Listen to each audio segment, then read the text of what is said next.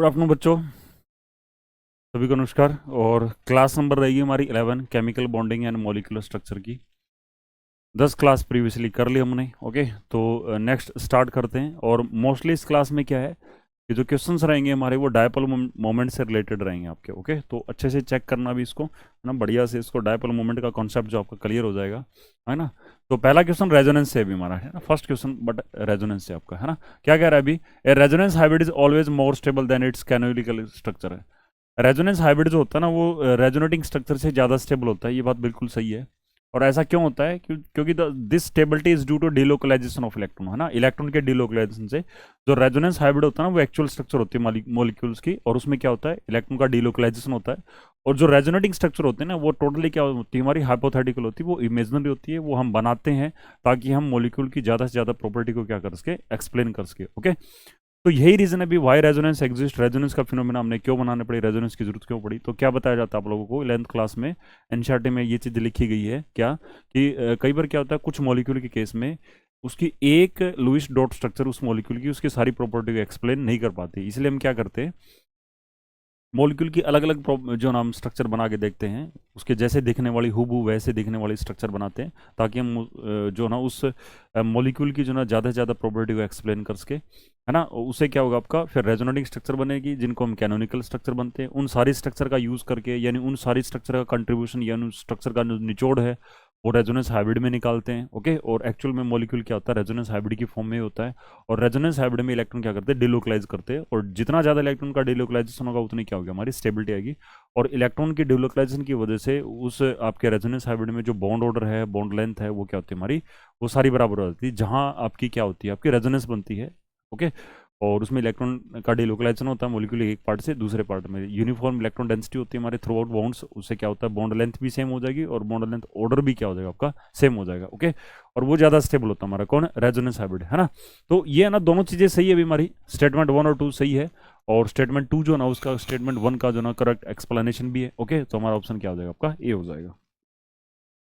Next क्या है, in cyanidine formal charge on, in cyanidine formal negative charge is on. Okay, cyanidine में है ना नेगेटिव चार्ज किसके ऊपर आपका, है ना, ये बड़ा इंपॉर्टेंट क्वेश्चन है भी आपका। CN नेगेटिव जो है वो साइनाडाइन होता है, और इसमें आपसे पूछा गया कि फॉर्मल चार्ज किसके ऊपर होता है। ओके, तो फॉर्मल चार्ज जो ना वैसे तो क्या होना चाहिए आपका, मोर इलेक्ट्रोनेगेटिव एटम पे क्या होना चाहिए आपका, फॉर्मल चार्ज होना चाहिए। ओके, मोर इलेक्ट्रोनेगेटिव पे क्या होना चाहिए आपका, फॉर्मल चार्ज होना चाहिए हमारा, है ना। तो मोर इलेक्ट्रोनेगेटिव आपका कार्बन और नाइट्रोजन में कौन है भी हमारा, नाइट्रोजन है ना। तो formal charge, formal negative charge किस पे रहेगा आपका, नाइट्रोजन पे रहेगा। तो 42 का क्या हो जाएगा आपका, बी आंसर हो जाएगा।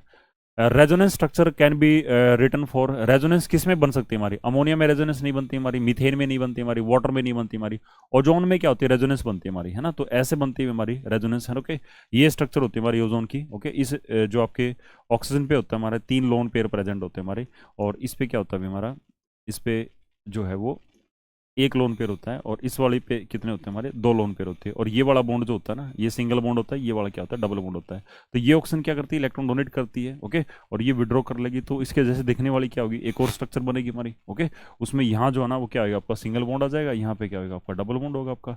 ओके, और इसमें जो ना लोन पेयर 3 की बजाय कितने हुए, 2 होंगे, इसमें 2 थे तो अब एक जो है ना आपका बॉन्ड पेयर लोन पेयर के अंदर कन्वर्ट हो गया तो 3 हो जाएंगे। इसका क्या है कि एक इलेक्ट्रॉन पेयर इसका निकल रहा है, तो एक इलेक्ट्रॉन पेयर इसको मिल भी रहा है आपका, है ना। तो इसमें नंबर ऑफ लोन पेयर क्या रहेंगे हमारे, सेम रहेंगे। तो ऐसे 2 रेजोनेटिंग स्ट्रक्चर बन जाएगी, इन स्ट्रक्चर का यूज करके फाइनल स्ट्रक्चर बना देंगे जिसमें हम ये कहेंगे, है ना, कि दोनों बॉन्ड का, है ना, दोनों जो बॉन्ड का है आपका ऑक्सीजन के साथ में, ओके, दोनों बॉन्ड का क्या भी हमारा, डबल बॉन्ड करेक्टर भी हमारा, है ना। सिंगल बॉन्ड तो है ही है, दोनों स्ट्रक्चर इस पे जो ना वो एग्री है, साथ में कहते हैं कि यहाँ डबल बॉन्ड करेक्टर है, इस वाले स्ट्रक्चर कहती है यहाँ डबल बॉन्ड करेक्टर है। तो कहने का मतलब कि दोनों बॉन्ड का डबल बॉन्ड करेक्टर है। तो ऐसे जो ना हम क्या बना देंगे, इसका रेजोनेंस हाइब्रिड बनाएंगे, जिसकी वजह से ये बॉन्ड लेंथ दोनों बॉन्ड की, ओके, और जो आपका बॉन्ड ऑर्डर है वो दोनों के केस में क्या हो जाएगा आपका, सेम हो जाएगा। ओके, तो O3 क्या होता है, बेंट मॉलिक्यूल होता है हमारा, जिसमें रेजोनेंस बनती है।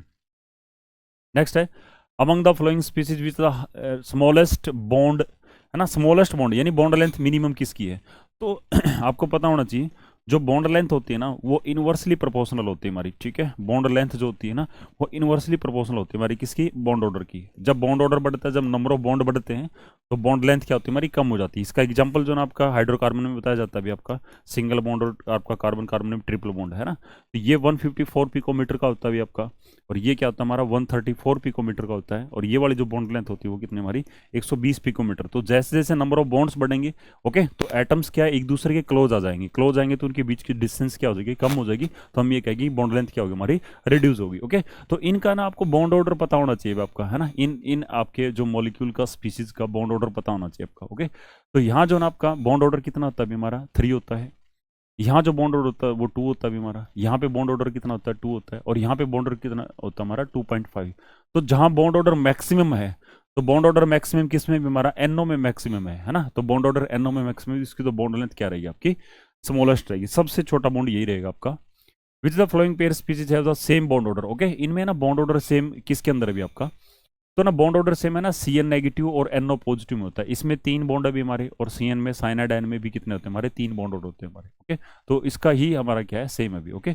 यहाँ पे बॉन्ड ऑर्डर कितना आपका? 1.5 है। इसका कितना है भी हमारा, है ना, ये 3 हमारा, ये भी सेम नहीं है। इसका कितना होता है भी आपका? इसका 3 होता है भी आपका, और इसका कितना होता है? 2.5 होता है हमारा। इसका कितना होता है भी हमारा? इसका 3 होता है, इसका कितना होता है? 2.5, है ना। तो सेम बॉन्ड ऑर्डर किसका हमारा? साइनाइड आयन का और एन ओ पॉजिटिव का। तो ऑप्शन क्या रहेगा आपको? 45 का ए ऑप्शन रहेगा, ठीक है। तो आपको थोड़ा सा कुछ एक मॉलिक्यूल से भी आपके इसके बॉन्ड ऑर्डर जो ना आपको थोड़ा सा ध्यान में रखने भी। Which flowing is a condition is not correct for resonating structure. Resonating structure के बारे में जो ना कौन सी जो ना वो आपकी जो है ना वो 4 ऑप्शन में ठीक नहीं है हमारी statement.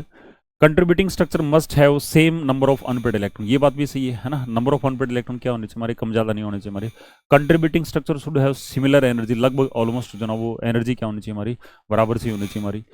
Contributing structure should be written such that unlike charges reside on atom that far apart। ये गलत है अभी हमारा, है ना। अनलाइक चार्ज है ना, अनलाइक जैसे पॉजिटिव और नेगेटिव चार्ज, वो तो एक दूसरे के क्लोज होना चाहिए। जैसे पॉजिटिव पॉजिटिव दूर होना चाहिए, नेगेटिव नेगेटिव दूर होना चाहिए। ये नहीं कहने का मतलब क्या है कि सेम चार्ज है ना, सेम चार्ज एक दूसरे को क्या करते हैं? रिपेल करते हैं। तो सेम चार्ज एक दूसरे को रिपेल करते हैं, तो वो क्या होना चाहिए? एक दूसरे से दूर होने चाहिए हमारे, है ना, दूर होने चाहिए। और जो अनलाइक चार्ज है, जैसे पॉजिटिव और नेगेटिव चार्ज, ये पॉजिटिव चार्ज है, अनलाइक चार्ज है, ये एक दूसरे के क्या होना चाहिए हमारे? क्लोज होना चाहिए हमारे, है ना। तो यही कहानी जो इसकी गलत बताई इसने, है ना। तो सेम चार्ज तो जो ना डिफरेंट दूर होने चाहिए हमारे, okay.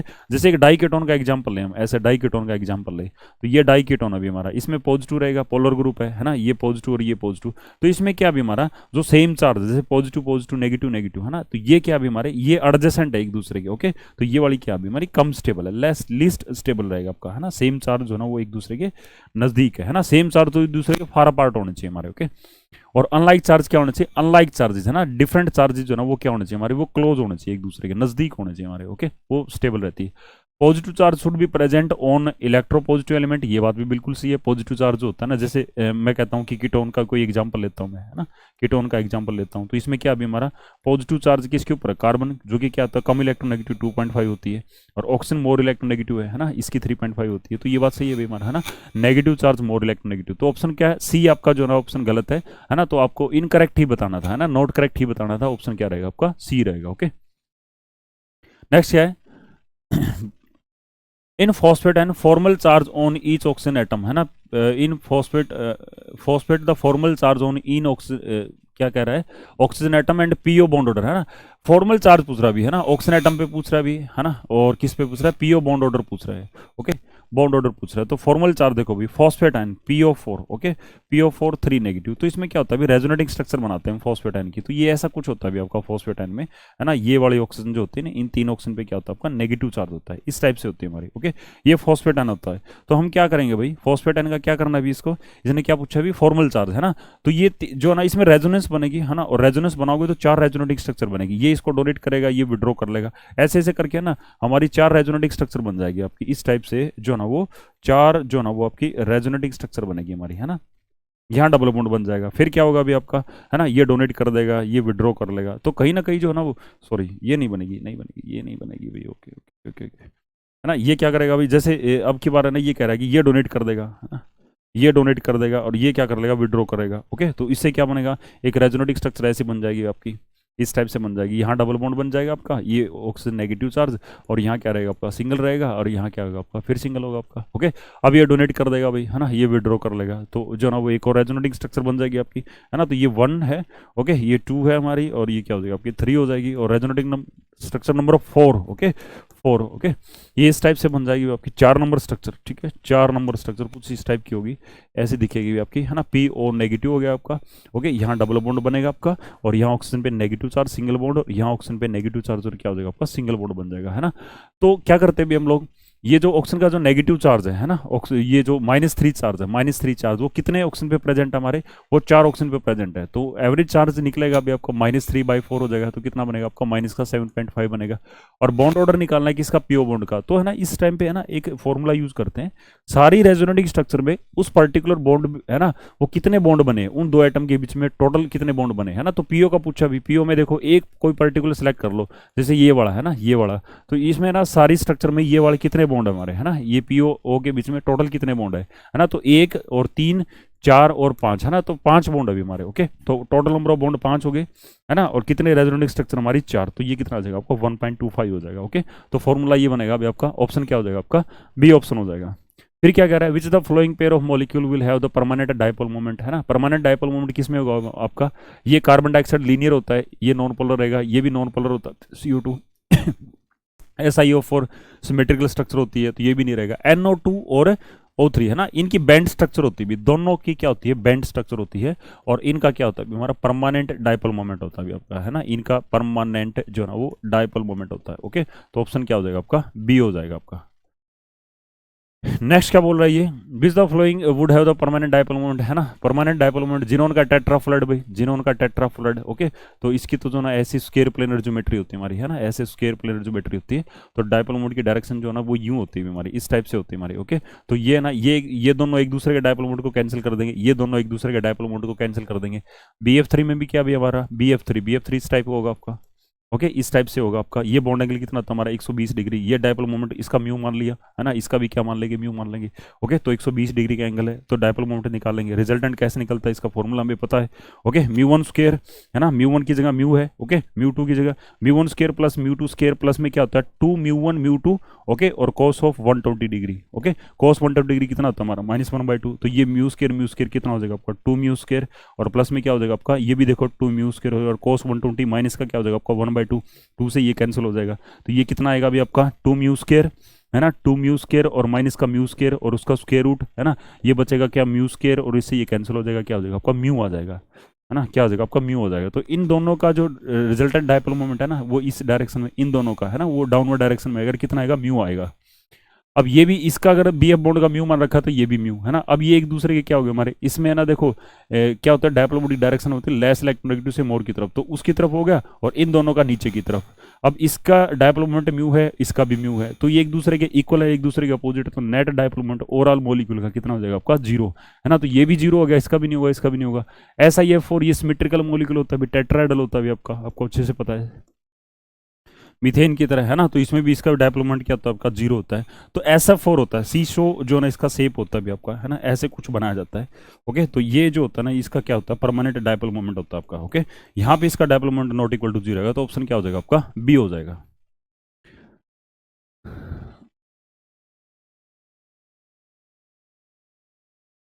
The molecule with 0 dipole moment, है ना, पिछले क्वेश्चन में भी किया अभी, है ना। BF3 का जो डायपोल मोमेंट क्या होता है हमारा 0 के बराबर होता है, 0 डायपोल मोमेंट होता है। Permanent dipole moment is shown by, है ना, ट्रांसफॉर्म का तो डायपोल मोमेंट क्या होता है हमारा 0 ही होता है हमारा, ओके। सिस फॉर्म का डायपोल मोमेंट जो होता है नॉट इक्वल टू 0 होता है। तो ये क्या बोल रहा है सिस 1,2 डाइक्लोरोइथीन, है ना, इथीन क्या होता है जिसमें 2 बॉन्ड होते हैं, 1,2 डाइक्लोरो, ये Cl हो गया, ये Cl हो गया, ओके। तो इसमें क्या हो गया डायपोल मोमेंट की डायरेक्शन क्या होगी कार्बन से क्लोरीन की तरफ, इसमें भी क्या होगी कार्बन से क्लोरीन की तरफ। तो डायपोल मोमेंट एक दूसरे का इक्वल एंड अपोजिट, तो ये क्या कर देंगे कैंसिल आउट कर देंगे। तो सिस फॉर्म, है ना, सॉरी गड़बड़ कर दी भाई, है ना, ये एक दूसरे का कैंसिल कर देंगे, ये एक दूसरा कैंसिल कर देंगे, बट ये वाले है ना, ये वाले ये कैंसिल नहीं करेंगे अभी हमारे, है ना, ये कैंसिल नहीं करेंगे। तो यहाँ जो डायपोल मोमेंट क्या हो जाएगा आपका नॉट इक्वल टू 0 आएगा आपका, है ना। तो सिस फॉर्म का जो डायपोल मोमेंट होता है वो क्या होता है हमारा नॉट इक्वल टू 0 होता है। ट्रांस का क्या होता है आपका इक्वल टू 0 होता है, उसमें कैंसिल हो जाता है अभी आपका। Which is following has permanent dipole moment, है ना, इनमें से परमानेंट डायपोल मोमेंट किसका होता है हमारा, है ना, अमोनिया का होता है, ओके। अमोनिया का कैसा शेप होता है अभी आपका, पिरामिडल शेप होता है अभी आपका, है ना। अमोनिया का कैसा शेप होता है आपका, पिरामिडल शेप होता है अभी। ओके, जस्ट ए मिनट भाई।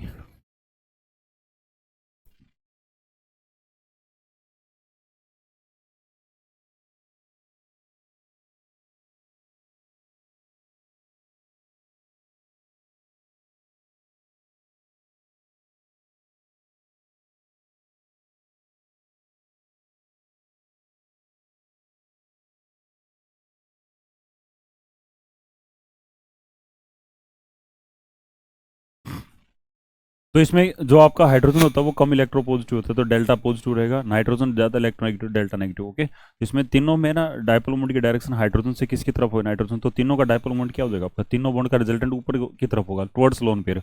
ओके, तो तीनों का ऐड हो जाएगा अभी आपका, और इसकी जो न्यूमेरिकल वैल्यू होगी वो 1.47 dB आ जाएगी। ओके, तो इसमें जो है ना डायपोल मोमेंट है ना आपके अमोनिया का होता है अभी आपका। ओके, अमोनिया का डायपोल मोमेंट होता है अभी। विच द फ्लोइंग है salt has maximum covalent character, इनमें से ना मैक्सिमम कोवलेंट करेक्टर किसका होता है अभी हमारा, AlCl3 का होता है, क्योंकि एल्यूमिनियम पे +3 होता है अभी आपका। ओके, फजान रूल का क्वेश्चन है अभी आपका। ओके, फजान रूल क्या कहता है कि जिसका आपका स्मॉल साइज होगा, है ना, स्मॉल साइज होगा, small size and high charge. Okay, small size and high charge. Okay, तो उस केस में क्या होता है अभी आपका, जो कोवलेंट करेक्टर क्या होता है आपका, मैक्सिमम होता है, ज़्यादा होता है अभी आपका। नेक्स्ट क्या अभी हमारा, following electronegative values of element is useful predicting the polarity of bonds in molecule, ये बिल्कुल सही है अभी हमारा, है ना। बॉन्ड की पोलैरिटी की जो ना वो हम क्या कर सकते हैं, प्रिडिक्ट कर सकते हैं कि बॉन्ड कौन सा पोलर होगा, कौन सा कम पोलर होगा। ओके, क्योंकि इलेक्ट्रोनेगेटिविटी से पता लग जाए तो आपको इलेक्ट्रोनेगेटिव डिफरेंस ज़्यादा होगा तो बॉन्ड पोलैरिटी क्या होगी आपकी, ज़्यादा होगी, तो कहीं ना कहीं जो ना हम उसका जो है ना वो पोलैरिटी ऑफ बॉन्ड को प्रिडिक्ट कर सकते हैं। ओके, और वहाँ से है ना फिर उन पोलर बॉन्ड का क्या करेंगे हम, डायपोल मोमेंट निकाल लेंगे हम, है ना, पोलर बॉन्ड का डायपोल मोमेंट निकाल लेंगे हम। तो डायपोल मोमेंट ज़्यादा है आपका। ओके, ज़्यादा आएगा तो इसका मतलब क्या, पोलैरिटी ज़्यादा रहेगी। आयनिक और जो ना कोवलेंट नेचर ऑफ बॉन्ड है ना, इसको भी प्रेडिक्ट कर सकते हैं, ये बात भी बिल्कुल सही भी है, आयनिक और कोवलेंट नेचर को। ओके, प्रेडिक्ट कर सकते हैं, इसका मतलब क्या, ऑप्शन ए और बी जो है ना आपके ठीक रहेंगे, है ना। तो हमें नॉर्मली क्या होता है अभी, अगर इलेक्ट्रोनेगेटिव डिफरेंस दो एटम के बीच में, है ना, अगर इलेक्ट्रोनेगेटिव डिफरेंस दो एटम के बीच में अगर 1.9 है तो उसमें 50% तो क्या रहता है अभी आपका, आयनिक रहता है। ओके, और 50% क्या रहता है उसके अंदर, कोवलेंट करेक्टर रहता है आपका। कैसा रहता है, कोवलेंट। अगर इलेक्ट्रोनेगेटिव डिफरेंस है ना, अगर इलेक्ट्रोनेगेटिव डिफरेंस ए और बी के बीच में है ना आपका ग्रेटर देन 1.9 हो जाएगा, तो इसका मतलब क्या, इलेक्ट्रोनेगेटिव डिफरेंस ज़्यादा हो जाएगा, तो जो आयोनिक करेक्टर है आपका, ओके, आयोनिक करेक्टर है वो क्या हो जाएगा आपका, 50% से ज़्यादा हो जाएगा आपका। आयोनिक करेक्टर की वैल्यू क्या होगी आपकी, बढ़ जाएगी आपकी 50% से ज़्यादा। ओके, अगर इलेक्ट्रोनेगेटिव डिफरेंस दो एटम के बीच में लेस देन 1.9% है, ओके, लेस देन, तो उस टाइम पे है ना क्या होगा आपका, आयनिक कम होगा और कोवलेंट करेक्टर क्या होगा आपका, ज़्यादा हो जाएगा, है ना। तो कहीं ना कहीं आपको जो है ना वो आयनिक और कोवलेंट करेक्टर यानी नेचर ऑफ आयनिक और कोवलेंट नेचर को जो है ना वो हेल्प करता भी प्रेडिक्ट करने में, है ना। तो ऑप्शन क्या हो जाएगा आपका, डी बनेगा। नेक्स्ट है, identify the non polar molecule in the following compound, है ना। ये देखो इन दोनों एटम में इलेक्ट्रोनेगेटिव डिफरेंस है, ये पोलर है, इलेक्ट्रोनेगेटिव डिफरेंस ये पोलर है, ये भी पोलर है, ये वाला नॉन पोलर है। ओके, इसमें जो ना वो कोई इलेक्ट्रोनेगेटिव डिफरेंस नहीं है, दोनों सेम एटम है, तो 56 का आंसर क्या रहेगा आपका, ए रह जाएगा आपका। ओके, ये जो है ना आपका नॉन पोलर है। The molecule which does not exhibit the dipole moment, है ना, ऐसा कौन सा मॉलिक्यूल जिसमें डायपोल मोमेंट नहीं होता हमारा, है ना, डज नॉट एग्जिस्ट, तो CCl4 होता है आपका, कार्बन टेट्राक्लोराइड, है ना। ये टेट्राहेड्रल ज्योमेट्री होती है ना, टेट्राहेड्रल ज्योमेट्री होती है, सिमेट्रिकल मॉलिक्यूल होता है, और एक दूसरे के डायपोल मोमेंट को क्या कर देते हैं, ये कैंसिल कर देते हैं, तो इसका डायपोल मोमेंट क्या होता है हमारा, जीरो होता है ना। वाटर का जीरो नहीं होता अभी हमारा, 1.84 dB होता है। अमोनिया का क्या होता है, 1.47, है ना, dB होता है हमारा। और क्लोरोफॉर्म का भी होता भी हमारा, है ना, 1 समथिंग होता भी, 1.6 पता नहीं इतना होता भी आपका। तो इन तीनों का डायपोल मोमेंट होता भी, और इसका डायपोल मोमेंट क्या होता है हमारा, जीरो, है ना। तो हमारा आंसर क्या रहेगा आपका, डी आंसर रहेगा। Which the flowing substance has greatest ionic character, है ना, सबसे ज्यादा आयनिक करेक्टर किसके अंदर है ना, तो आयनिक करेक्टर ज्यादा किस में होगा, जिसका कोवलेंट करेक्टर कम होगा। ओके, तो ये भी कोवलेंट कंपाउंड है, ये भी कोवलेंट है, ये जो है ना ये आयनिक ज्यादा रहेगा। क्यों रहेगा हमारा, क्योंकि कहानी इसमें अपोजिट हो रही, फजान रूल के अकॉर्डिंग, है ना। फजान रूल क्या कहता है, जब कैटायन छोटा हो और एनायन बड़ा हो, ठीक है, तब कोवलेंट करेक्टर ज़्यादा होता है। इसमें क्या हो गया आपका, कैटायन बड़ा हो गया और एनायन क्या हो गया, छोटा हो गया, है ना, यानी जस्ट रिवर्स हो गया। तो रिवर्स हो गया तो वहाँ कोवलेंट ज़्यादा था, तो रिवर्स हो गया तो यहाँ पे क्या ज़्यादा होगा आपका, आयोनिक ज़्यादा होगा। ठीक है, यहाँ पे क्या होगा आपका, आयोनिक ज़्यादा होगा आपका। तो सबसे ज़्यादा आयोनिक करेक्टर है वो किस में रहेगा आपका, बेरियम का जो क्लोराइड आपका है ना, डी ऑप्शन के अंदर, इसमें आयोनिक करेक्टर क्या रहेगा, सबसे ज़्यादा रहेगा। The bond angle theta which result in the maximum dipole moment of triatomic molecule, है ना। ट्राइटोमिक मॉलिक्यूल के अंदर है ना कौन सा एंगल ऐसा है, जो 4 एंगल दे रखे हैं उनमें जो है ना कौन सा एंगल पे है ना आपका जो है वो मैक्सिमम रहेगा, क्या, डायपोल मोमेंट। ओके, तो देखो भी ट्राइटोमिक मॉलिक्यूल है, क्या है भी हमारा ट्राइटोमिक मॉलिक्यूल है XY2, है ना। XY2 एक ट्राइटोमिक मॉलिक्यूल है। ओके, तो देखो इसमें ना दो दो बॉन्ड क्या रहेंगे आपके, पोलर रहेंगे। एक्स आपका जो ना सेंट्रल एटम होगा और वाई क्या होंगे आपके लिंक्ड एटम होंगे, है ना। वाई क्या होंगे, लिंक्ड एटम।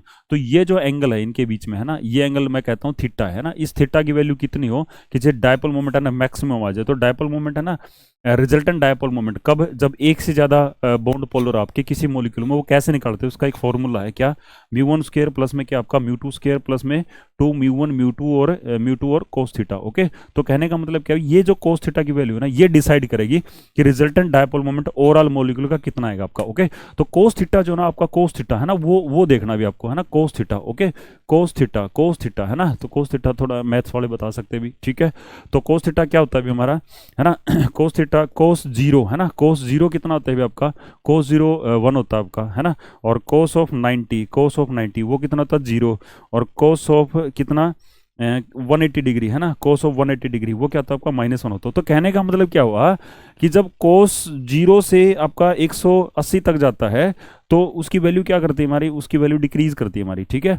तो मैक्सिमम जो कोस थीटा की वैल्यू है वो कितनी रहती है हमारी, 1 रहती है। तो कहने का मतलब क्या है कि जो थीटा है ओके, वो 0 पे जो ना वो क्या होता है अभी आपका, एक मिनट रुको, कोस थीटा की वैल्यू है ना 0 से 1 के बीच में होती है हमारी, ठीक है। कोस थीटा की वैल्यू है ना 0 से, सॉरी यार क्या करके गड़बड़ कर दी भाई गड़बड़, ठीक है। तो कोस थीटा की वैल्यू ना क्या होती है भी हमारी 0, जैसे कंसिडर करें कोस थीटा 0 होने का मतलब क्या है कि मॉलिक्यूल इस टाइप का दिखाएगा आपका, एक्स हो गया और ये वाई हो गया, है ना, ये वाई हो गया। और दूसरा बॉन्ड के साथ में ना वो भी एंगल 0 दिखना है, तो इसका मतलब क्या है कि वो इसके पैरेलल होगा, है ना, वो इसी पे आएगा आपका। इसका मतलब क्या, फिर तो मॉलिक्यूल एग्जिस्ट नहीं करता। तो इसका मतलब क्या है कि थीटा की वैल्यू 0 नहीं हो सकती हमारी, है ना, 0 नहीं हो सकती। तो फिर क्या होगी हमारी 120 होगी। 120 में क्या होता है हमारा 90 पे चला गया। 90 से जब कोस थीटा 90 से ज़्यादा होता है तो वो लेस देन 1 हो जाता है हमारा, है ना, नेगेटिव हो जाता है हमारा, है ना, लेस देन क्या, लेस देन 0, है ना, नेगेटिव हो जाता है हमारा। Okay, negative less than 0। तो cos 120 -1/2 होता है हमारा। ओके, और ये भी नेगेटिव रहेगा आपका। ओके, ये भी नेगेटिव रहेगी। cos 180 डिग्री ये -1 होता है हमारा। तो कहने का मतलब ये तीन वैल्यू ना cos थीटा को नेगेटिव दे रही, कहीं कहने का मतलब ये नेगेटिव हो रहा है तो ये वैल्यू कहीं ना कहीं क्या हो जाएगी, नेगेटिव। तो ओवरऑल वैल्यू घटेगी हमारी। ओके, तो ये 0 हो जाएगी हमारी, है ना, 0 हो जाएगी। तो इसका मतलब क्या है कि ये 0 ही हो जाएगा आपका, सारा फैक्टर 0 हो जाएगा। तो वैल्यू क्या आ जाएगी आपकी, देखो μ1 प्लस में μ2²। तो ये वैल्यू क्या बन जाएगी आपकी, मैक्सिमम बनेगी आउट ऑफ इन गिवन जो है ना आपके एंगल्स, है ना। तो कोस थीटा क्या रहेगा आपका, जब 90 होगा तो उसकी वैल्यू क्या होगी आपकी, मैक्सिमम हो जाएगी, ठीक है। Polarisability of halide increase in order, है ना। पोलराइजेबिलिटी कब बढ़ती है, जब साइज बढ़ता है आपका, है ना। पोलराइजेबिलिटी, है ना, पोलराइजेबिलिटी का मतलब क्या होता है, एक्सटेंट ऑफ पोलराइजेशन, कितना जल्दी, है ना।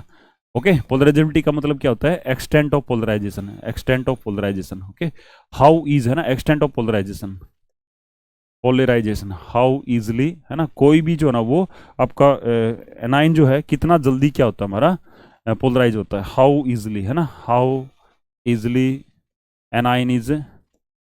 एनाइन इज पोलराइज्ड, ठीक है। How easily anion is polarized. Okay, anion जो ना कितना इजीली है ना एनाइन पोलराइज होता है, वो उसकी पोलराइजेबिलिटी। तो साइज बड़ा होना चाहिए आपका, है ना, साइज के डायरेक्टली प्रोपोर्शनल होता है। साइज जितना बड़ा है ना उतनी पोलराइजेशन ज़्यादा। तो आयोडाइड आयन जो है ना वो पोलराइज सबसे जल्दी होगा, फिर ब्रोमाइड आयन होगा आपका, फिर क्या होगा आपका क्लोराइड होगा, फिर क्या होगा आपका फ्लोराइड होगा आपका, है ना। तो fluoride ion is least easily polarized, है ना। ऐसा क्यों, क्योंकि जैसे ही आपका एनाइन बड़ा होगा, है ना, मान लिया जैसे एनाइन बड़ा है एक, तो है ना, एनाइन के अंदर भी न्यूक्लियस होता है, बट फर्क क्या होता है, ओवरऑल उस पर चार्ज न्यूक्लियस होता है ना, नेगेटिव होता है हमारा। जैसे एक छोटा एनाइन ले लिया, है ना, उसमें भी न्यूक्लियस है।